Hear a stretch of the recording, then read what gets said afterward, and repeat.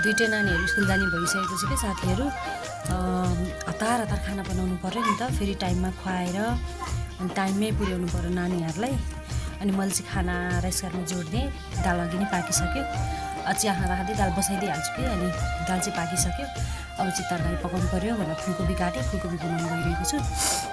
दुईटै नानीहरू गइसकेपछि उनीहरूलाई पठाइसकेपछि चाहिँ आनन्द हुने क्या। अनि मजाले आफूहरू खाना खायो, धन्दाहरू सक्यो, हुन्छ नि बाँकी कामहरू, लुगा धुनेहरू छ भने लुगा सुगा धोयोहरू। मलाई चाहिँ आगोमा पकाउने एकदम मजा लाग्छ क्या। आगो मजाले होइन, मजाले पाक्छ नि त आगोमा पकाएको स्वाद पनि छुट्टै हुन्छ कि। फेरि म चाहिँ यही काउलीलाई चाहिँ काउली काटेर ठिक्क पारेको छु। अब चाहिँ आगोमा ओइरिन्छु भनेर आगो मजाले पारेर कराई बसाएँ। हाम्रो चाहिँ हेर्नु न, पुरानो जमाना जस्तो हो कि। हाम्रो चाहिँ यो माटोकै घर छ नि त, गारोलाको माटाकै घर छ। अनि यस्तो कित्लीहरूमा आगोमा पानी बसाउने बिहान, अनि त्यही पानी खाने, तातो पानी खानेहरूले। अनि कालो चिया बनाउँदाखेरि पनि त्यही पानी हालेर बनाउने ऊ छ क्या, यहाँ चलन छ।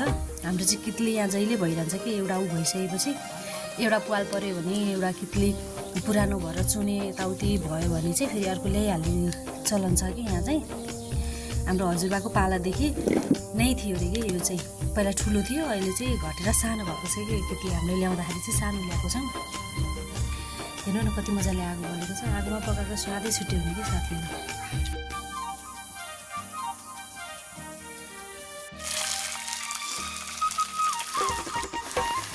सबैको चाहिँ आफ्नो आफ्नै पकाउने तरिका हुन्छ नि त साथीहरू।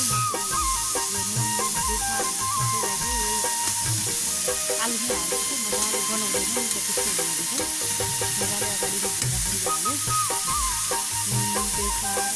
लसुनहरूको पेस्टहरू सबैलाई म यहीँ हाल्छु कि, मजाले हालेर अनि मजाले एकछिन पाक्न दिएर, एकछिन मजाले चलाएर पाक्न दिएर अनि काउली हाल्छु कि। म चाहिँ आफ्नो पनि तरिका हुन्छ नि त पकाउने। मलाई चाहिँ आफूले पकाएको एकदम मनपर्छ क्या साथीहरू। अब एकछिन पाक्न दिएँ, अब काउली हाल्छु।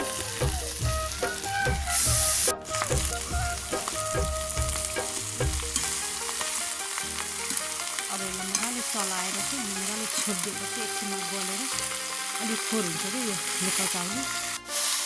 आफूले पकाएको आफूलाई मन नपर्ने त कुरै भएन हाम्रो साथीहरू। यसरी मजाले चलाएर एकैछिन छोडिदिइसकेपछि आफै गल्छ कि यो, गलेर अहिले चलाउन सजिलो हुन्छ।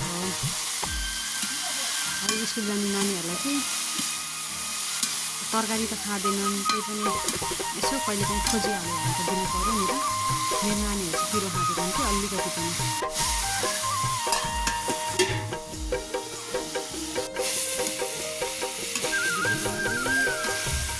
खाना बनाउँदै गर्दाखेरि पनि साथीहरू कति चाँडै बनाइसकेको जस्तो लाग्यो क्या। यसमा तातो पानी थियो, अब तातो पानी थोरै साह्रो हालिदियो। एकछिन फुटिसकेपछि चाहिँ यो पनि पाक्छ। यहाँ काउली काटेर ठिक्क पारेर राख्दै चाहिँ मुला र आलुको अचार बनाउँछु भनेर मुला काटेको थिएँ। अचारको लागि चाहिँ मुला पनि काटेर ठिक्क पारेको थिएँ। अब यो आलुलाई पनि तासिसकेँ, मुलालाई पनि काटेर ठिक्क पारेको छु। कराई बसाएर तताउँदैछु साथीहरू। यता चाहिँ बत्ती अलिक कम आउने भएको हुनाले अलिक क्लियर छैन।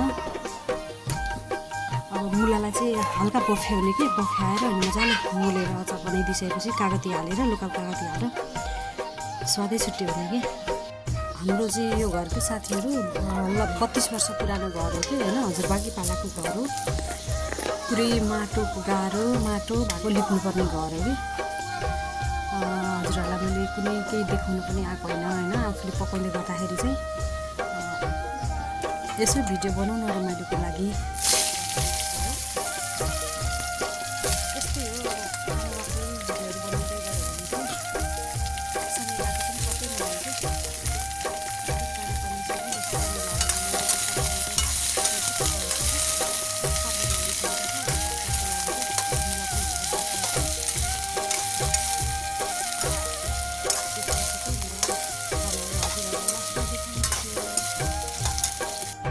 मैले सबै थोक पकाइसकेँ साथीहरू।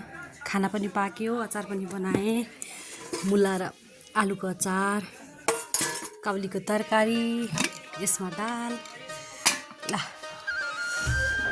यति पकाइसकेपछि अब नानीहरूलाई एकछिन बसेर खुवाइदिनु पर्यो। अनि रेडी गरिदिने स्कुल जानको लागि।